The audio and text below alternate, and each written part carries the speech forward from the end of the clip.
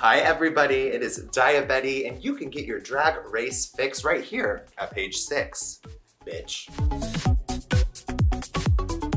Welcome back to Work Room Weekly. I'm Brian. And I'm Jason. And of course, we are recapping RuPaul's Drag Race All-Stars Season 10, Episode 9. Yes, it's the grand finale for the purple bracket. That's right. I'm really looking forward to this. This was a spicy MVQ ceremony. Yes, I mean, the past ones have been a little sleepy and a bit congenial. A little safe. A little too safe for my liking. And we knew before this episode that Acid Betty was talking about wanting to pool points for one of the bottom queens. And we kind of saw that play out. Cynthia Lee Fontaine walked away with 3 points in this ceremony, leaving Daya and Denali 3 chomping points at the ankles. Yes, yeah, and they were a little upset. I mean, Cynthia did give her point to Daya, so Daya did get boosted up to 3 points, but that put Cynthia in second place behind Ginger. This is not how anyone thought it would go, like, especially Denali. Like, No. Denali was robbed last week. Should have at least had that 1 extra point, against Ginger. Many fans thought. There's some conspiracy theories that she might have even stormed off the set, and Ru said, don't be a bad sport.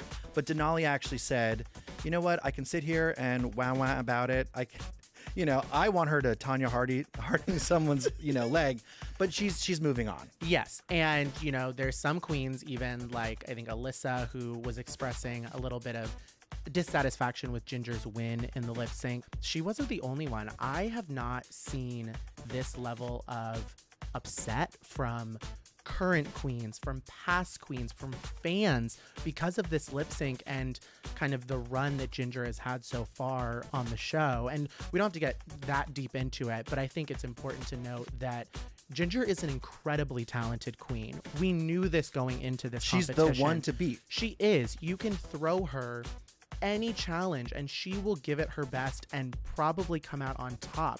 And yes, there were times like last week's lip sync where I still stand by Denali should have won that, but there is no need to be going to Ginger's social media or anything and leaving hate. I mean, we know the Drag Race producers like to pull a couple strings here and there sometimes. This is nothing new, and we're not saying that happened, but you can't deny the talent that Ginger has and has put on display within these last 2 episodes. Absolutely. And Denali has spun it into gold. Like, she posted this incredible ice skating version of, like, a figure skating version of the lip sync. Yeah. With backup skaters. And it's like she's having fun with it. She's, turning, the coal into a diamond. 100%. So, I think we're going into this week's challenge, which is an improv challenge, which again is in Ginger's wheelhouse, but there are some other really funny queens in this bracket. So I think it's, a really exciting one to see.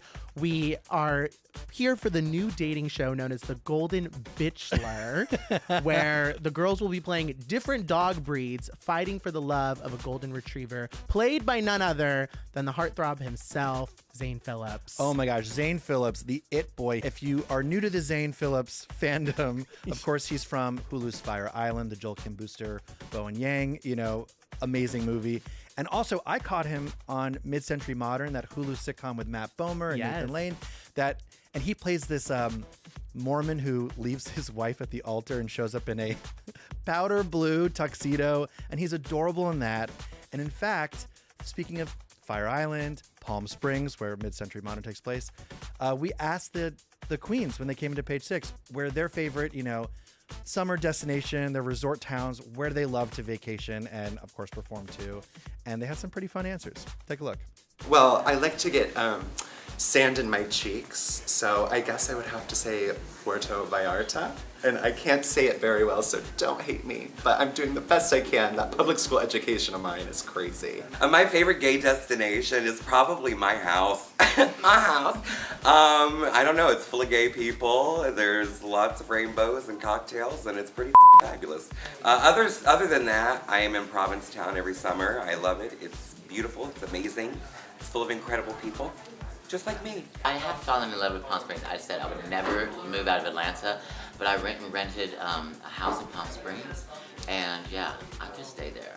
Oh yeah, it was nice. Well, not when it's like 100 degrees though. Like it was like September, so it was really nice. Trust me on this one. Asbury Park, New Jersey. I know it's Jersey, it's the shore. What you think you know isn't really what it is. It's giving, trust me. I'm gonna see y'all there this summer. I mean, my favorite destination is San Francisco. I'm a Californian, now living in Las Vegas. Look it up. But yeah, I think San Francisco is one of those places. I just love it, the environment, everything. It really is a safe haven and a safe space. So anyone in the LGBTQ+ community, go to San Francisco. I'll see you there. But baby, you have to come in my place, which is San Juan. If you go to San Juan, I'll wait for you there in the Tris Hotel. That's my baby, that's my home. And baby, you can have a blast with all my sisters, my Puerto Rican local queens. So you better be there. You know, I feel like most people would say their favorite gay destination is like PV or Palm Springs. West Hollywood is where it's at. It's kind of ghetto. It's a little like rough around the edges, but that encapsulates everything that is Mistress. So I love y'all, West Hollywood. Puerto Vallarta in Mexico. I went twice. I had the opportunity to perform once. And I remember after the performance, I don't remember anything because I have fun. I would definitely have to say like PV and all this shit, you know, because girl, all the tequila, give me all the tequila, please. Oh, Sao Paulo, Brazil. That's the one. If you're trying to get broken into, Sao Paulo, Brazil. Okay, so the girls are paired in 2-on-1 dates for this challenge. So we have Ginger and Alyssa, Acid and Cynthia, and Daya and Denali. In terms of who to watch out for, I mean, like I mentioned before, Ginger is a great improv, comedian. She won Snatch Game twice on her past run. So I think she was definitely one to look out for. But what did you think going into this? We started off with Acid and Cynthia. I thought Acid crushed it. I thought she was so funny. She took this sort of BDSM character and made it really funny with the two different vocal changes. Start really high and then would go really low. My master calls me .com. I laughed every single time she went low. And I also thought Zane played off her really well, taking the orders. And I thought Acid suddenly became a comedian. 100%. And she looked sexy. She looked gorgeous. She almost looked like something Daya would wear. Like, I just loved seeing this evolution of her in this challenge. It was so good. And then she was paired with Cynthia, who played Maria, the religious Chihuahua. I was laughing. I was really laughing. I mean, it's cuckoo being cuckoo, but like, she did give some really good storytelling to it. They did say she kind of broke the improv golden rule, but I think it was fun. I thought, she really adapted her personality very well into this character. Oh, it was a lived-in character. You could definitely see her in Sound of Music as the cuckoo, nun. Yeah. Who's a little horny. 100%. I thought she was great. I thought the older queens really shined in this challenge. 100%. Speaking of, the next group we had was Ginger and Alyssa. Ginger, who played Ginger Mange, which was a Jersey drunk Saint Bernard. Get this woman on Real Housewives of New Jersey. It was fantastic. I mean, they are in the middle of a restructuring for Jersey. We need to get Ginger Mange on the next season. Andy, wherever you are, call her up, call her booking agent. But this was just so fun. Effortless. I lived for this. I mean, again, it's just a grade A masterclass of Ginger's talent and abilities. And in improv, you're a veteran when you are okay with the quiet parts. You're okay with just holding a funny stare or making a physical choice, like dunking the purse in the giant Cosmo. Yes. Like, so funny. The meatballs in the Cosmo. Oh, and the spaghetti moment was so funny. To make the choice to not kiss Zane and to just like finish the pasta was so funny. Lady and the Tramp like reference. Actually, can I have all this? Oh my God, that pasta's great. And you could see, Alyssa in this moment was playing catch up. Yes. Had a funny character, but like when the spaghetti moment, Alyssa just sort of copied what Ginger did instead of making her own choice with it. Yeah, Alyssa, I mean, it's hard when you get put up against someone like that. It's really hard to not be in the shadow. And I thought Ginger just absolutely took at least this pairing away. But the last one we had was Daya and Denali. I loved this duo. I thought they played off each other so well. They're good actors. They were great. They were finishing each other's sentences. This was really kind of the duo dynamic I wanted to see that I don't think we got from the first two groups. But yeah, overall, I thought it was a really strong challenge. I thought, for a last wrap up for this bracket, really fun. Everyone crushed it, I think. And I think the runways were also fantastic. Yes, let's get into this because category was paper dolls. Once again, my question stands. How are we packing these looks, Brian? How are we packing these? Well, maybe Cynthia's got caught in the rain and she had to improvise the outfit too, because if they're all made of paper, which is stunning. Yes. You know, that is not going to fit in a suitcase. That is not going to get, you know, not damaged in route. Yeah, I have no clue, but I thought a lot of these looks were very, Which very one was strong. your favorite? Ooh, that's really hard. I mean, Acid Betty, she turned it out. When she turned that corner, that headpiece, like the front of the outfit, the detailing. I mean, there was a lot. The headpiece was a chandelier. It was stunning, and it was so gorgeous. The back, I know she was going for this full like story moment. It was a little much, but like a little reference to AOC's dress. I mean, from we the Met love Gala, that. Yeah, there was just a lot rich. going on, but like when she walked down that runway from the front, it looked absolutely beautiful. Also, you know, the challenge is paper dolls, and it really looked like paper.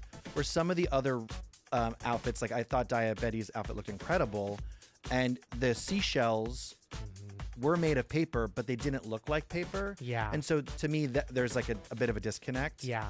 Where my favorite look was Ginger Minge's. Oh, like fun. I thought, you know, incredible, you know, a reference to Shakespeare in Love. She looks like, you know, Judi Dench's Oscar turn for her, you know, 7 minutes on camera. She looked like Queen Elizabeth, and I thought it was just really beautiful. And yeah, I was gagged by that. Yeah, she had mentioned how she had never felt more beautiful, and it was like one of her favorite looks that she's walked down the runway in. So absolutely loved that, and gotta give props. I really liked Denali's also. I loved that, you know, fox just paper figure that was over her shoulders.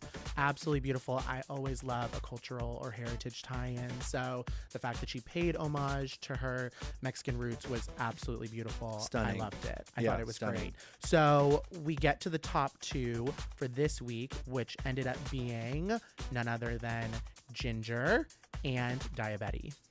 I was a little disappointed by this. Okay. I thought obviously Ginger home run, you know, in the improv challenge and the outfit, but I really think Acid Betty should have been there for the top two. I could have seen that too. I Yeah. got a whiff of favoritism I from know. the, you know, the puppets pulling the strings, and I Yeah. hate to be that conspiracy theorist. I but know. I think that Ginger deserved this top two placement. I would have said, if anyone, I maybe would have pulled out Daya and put in Acid, just because I think Daya's performance wasn't strong consistently throughout the performance.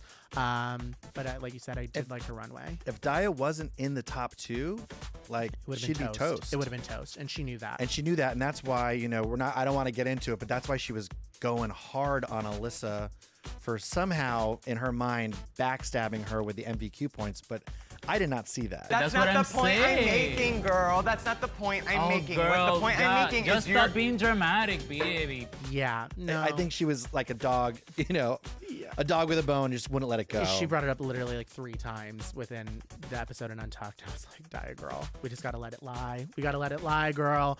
But we go to the lip sync. Song is Mama Used to Say by Junior. Were you familiar? New to me. New to me as well. Gotta mention these looks that these girls are wearing. Ginger looks clinically insane. She honestly, mentioned the biggest laugh of the improv episode, her walking was out on the stage. That Riddler outfit Girl, was so insane. With her like clown makeup, the cab driver hat. Did she I just was keep like- the makeup? She just kept the Yes. makeup from Queen Elizabeth. No, she did. And she mentioned in Untucked, she was like, I don't know what look I could pair with this makeup look. I don't think it's the Riddler, cheetah print, New York taxi driver look. She looks like she escaped from an asylum at Six Flags. Yeah, I was very confused. But Daya, on the other hand, she looked gorge. She meant business. This girl had her speak to the manager, Karen wig on. She kept her yellow contacts in. She had her shoulder pads. She was ready to go to war for this lip sync. And she did quite deliver in it. She won. Yes, she did win. I think the fans would have fully boycotted the show if Ginger would have won her third lip sync. But like, I think Daya did deserve this. I think she turned it out. I think she did a really strong performance. In the It was lip sync. also really cute to see Rue and Michelle loving this song. This is Yeah. obviously from a different era. I mean, it's like, it reminds me, oh yeah, Michelle Visage was a professional recording artist. Yeah, you what know, is from it? this Track era. 7, Bodyguard soundtrack.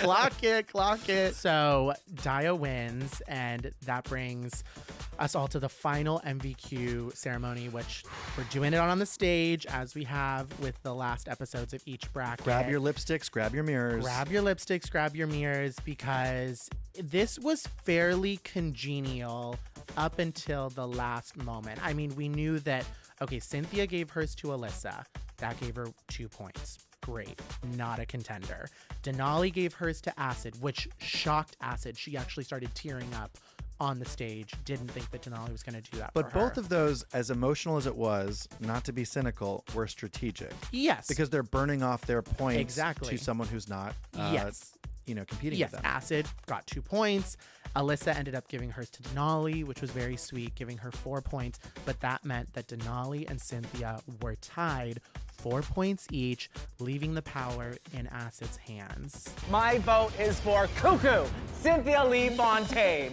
What did you think about the result? You know, I think RuPaul should have vetoed Acid Betty's vote.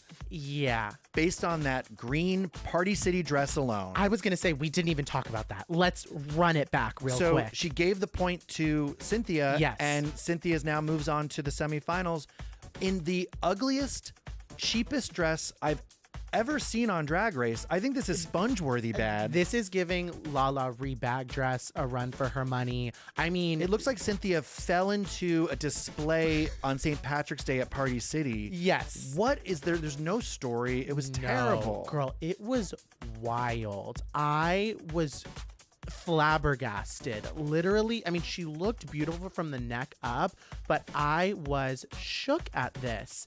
I'm like, I don't even like have the words. It's just to a describe banner it. wrapped around a leotard. Yeah, and she had with some lanterns hanging off her waist. I was like Fifi O'Hara likes to say, like, go back to Party City. No, literally, like, Cynthia, you need to go back to Party City and return all of these materials, because that's literally where you got this outfit. It's crazy. It was so bad, and I honestly think, there should have been some sort of moment. Yeah, and to be fair, Cynthia did recognize it. She was like, I'm gonna burn the dress, and Acid was like, I will be dressing her for the semifinals. I'm so sorry, but yes, I am really happy for Cynthia in that regard, but yeah, Cuckoo won the miscongeniality, amongst the other queens, 100%. and that's how she got ahead. I mean, she got the MVQ points. She did not get to where she is by winning a single challenge. Yeah, and that's kind of cool to see that within this structure that, congeniality can get you to the semifinals. And I will say, she did pay homage to her cancer remission with like the emerald green color. Love it. We could have done that with any other well-fitted, green beautiful dress. Any other green dress. Sorry, Michelle, but we needed to see something else. But yes, that meant our top 3 were Ginger, Daya, and Cynthia, joining our other 6 girls for the semifinals. This is going to be exciting. I'm really looking forward to next week's episode. It's really cool because this was actually filmed about 9 months apart from the first phase of All Stars 10. So as we see in the preview, some of the girls are looking a little different, a little more pickled. So I'm just really excited. We have Snatch Game coming next week. It's going to be very exciting. We have so many big presences that are going to be in the room for this. Well, I'm excited to see next week. Guys, keep it here. The semifinals are starting. We are just revving up. Make sure to keep it here, Work Room Weekly. We'll see you then. You know what? I just want to say thank you so much for watching, and you can tune in on Paramount to watch RuPaul's Drag Race All Stars 10.